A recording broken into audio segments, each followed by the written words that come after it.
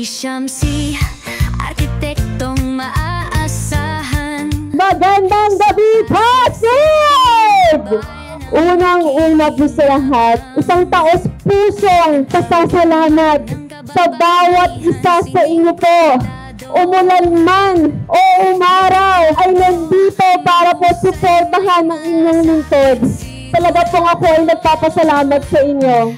Arkitektong maaasahan, bayan ang makikinang. Nasa umpisa pa lang ay sinuportahan na ho ako at patuloy na naniniwala ho sa kakayahan ko. Ako po si Architect Shamsi Supsupli, isang beauty queen, isang arkitekto, isang ina, isang Pasigenya. Tumitindig ko dito bilang nag-iisang babaeng tumatakbong konsehal sa Distrito 1.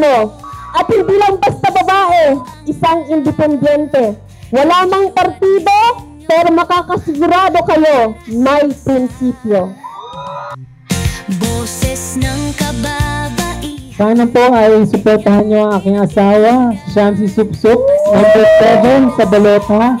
Pinapangako ko po sa inyo na ang puso po namin ay para sa Pasigenyo. Arkitektong maaasahan, bayan ang Nagmamahal, tumitindig, lumalaban para sa bawat Pasigenyo.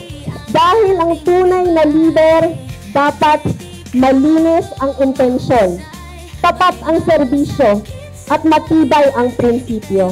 It's my honor na makasama kayong gabi at the same time tumayo sa entabladong ito para ipakilala ulit sa inyo ang arte. Actually, hindi ipakilala, pero mas ipursige at suportahan ang arte.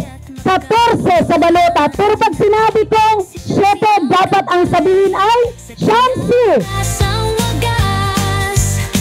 Kayo po ang lakas ko. Sa inyo ako kumukuha talaga ng bawat enerhiya ko. No? Every time nakikita ko kayo, alam ko po, tama po ang landas na aking pinili. Architect Shamsi Supsupli, basta arkitekto, sigurado, numero 7 sa Balota. Kado mahusay, may malasakit sa bayan. Itayo natin ng mas maliwanag na kinabukasan. Shamsi Supsupli. Arte for the list, 14 sa Balota.